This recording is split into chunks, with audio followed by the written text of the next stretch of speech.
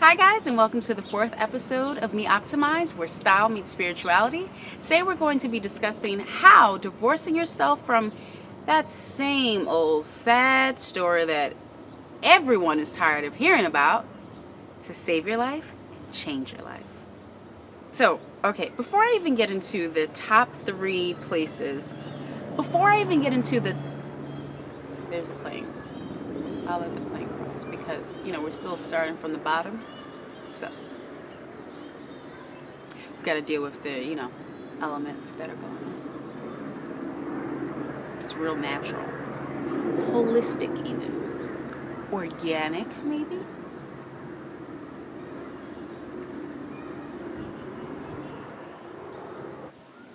Before I get into the top three life circumstances where, listen, no one wants to hear your story anymore, let me explain to you why you should divorce yourself from the story. Because, I understand that there are a lot of coaches out there who you must own your story.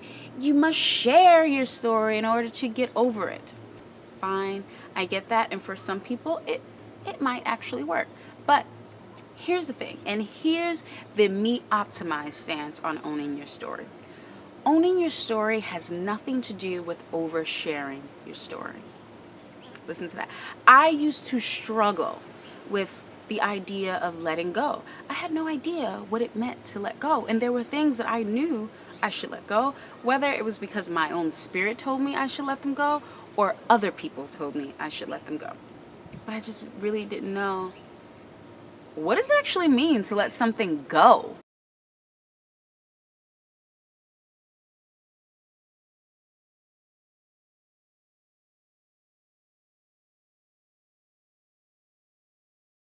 And there are three categories where I divorce myself from my story.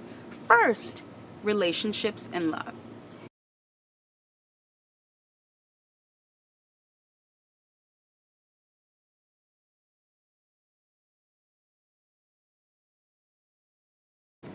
Dinner parties, and I put the quotation marks up because that's what a lot of women that I know personally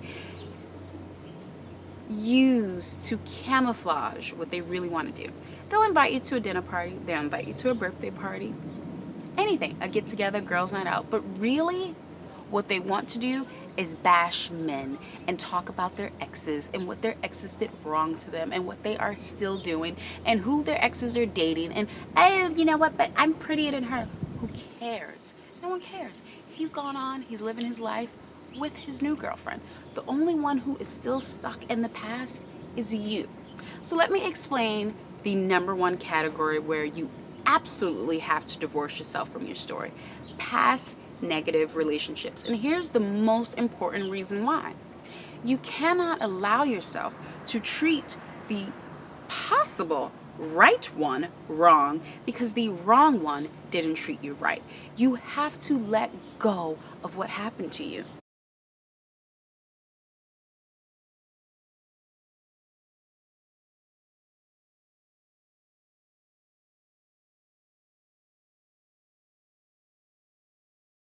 You might think that you're over it, but you are absolutely not over it. If every time you go to see a movie that maybe resembles the relationship you had, you bring it up. If every time people discuss marriage and relationships and how hard it might be to find a decent partner, that's man or woman out here, you bring it up, you are absolutely not over it. And God help you if you're bringing this up on dates. I mean, seriously, don't even ask, why didn't he call me back? Maybe he didn't want to deal with you and your baggage. Another reason why it's really important to let go and divorce yourself from your story when it comes to relationships is because you want to keep hope alive. If you allow yourself to just stay in one story, again, I repeat, one story, one man, then that is what you believe. You are not opening your heart up to finding Mr. Right, and you have to continue to believe in the fantasy. Because if not, you might as well just stop dating right here and right now if you think that every single man will be like that man who hurt you and the story that you continue to tell over and over. The second category where you should divorce yourself from your story is work. How many times do most of us hear, it's Monday, gotta go to work. Oh my goodness, I've got 2 hours until I get off this shift. Psst. How was your weekend? It was great, but it was too short. I gotta go to work tomorrow. Newsflash, everyone.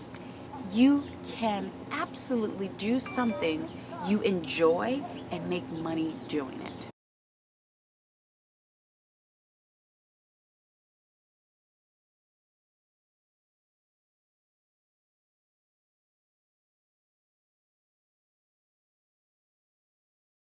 Perhaps you're in the wrong industry.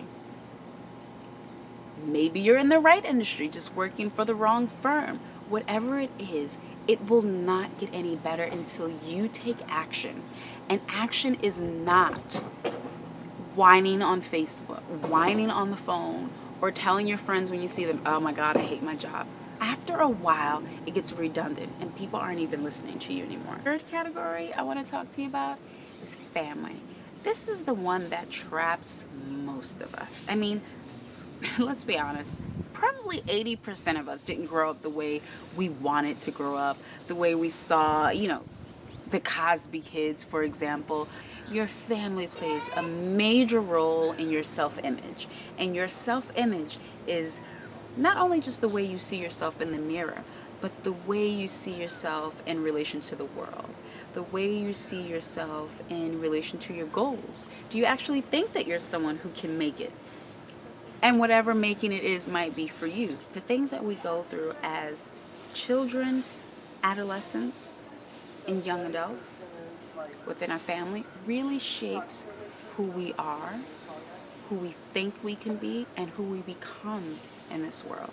Which is why it is very important to divorce yourself from the need to continue to tell this story.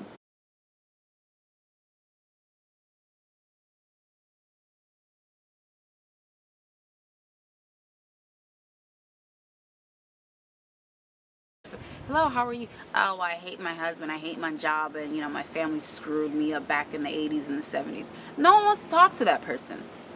Oh, here's my favorite. That I'm happy, look at me, doing me, nobody's gonna take me down. No one believes you. You don't even believe yourself. What you're trying to do is convince yourself with a bunch of phony status updates.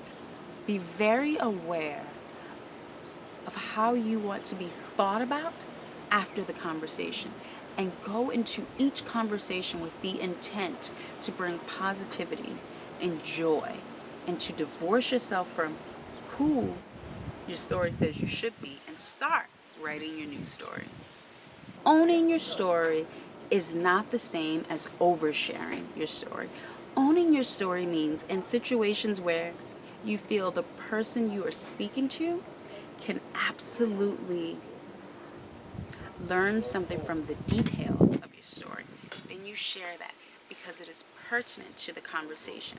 But in a situation where it's like you're just reaching for straws, oh, wait a minute, they're talking about someone named Al. I had an ex named Al. Let me tell you, you're reaching and you're coming across as bitter, okay? And that is never a good thing. Let me tell you something very honest, okay? I've gone over 3 categories in which you should divorce yourself from your story. That's love, work, and family. The fact that I can present to you those 3 categories means that I struggled myself with those 3 categories. But it wasn't until I was able to divorce myself from telling the same negative 3 stories in those 3 categories of my life that I was able to march into a new optimized life. A new life where I am currently living my dreams every day and totally amazed by the work of God, Buddha, Allah, the universe, whatever it is that you believe in. Just totally amazed by present day miracles. So I hope that you do divorce yourself from your story. But in divorcing yourself from your story, don't cut yourself off from sharing your story in situations where it should be shared because it can help the person that you're speaking to.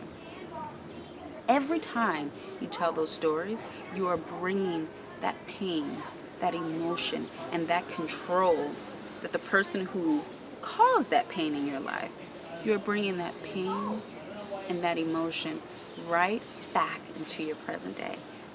And that will never help you get to a point of a life that's optimized, a life that's based on your true purpose and your true passion.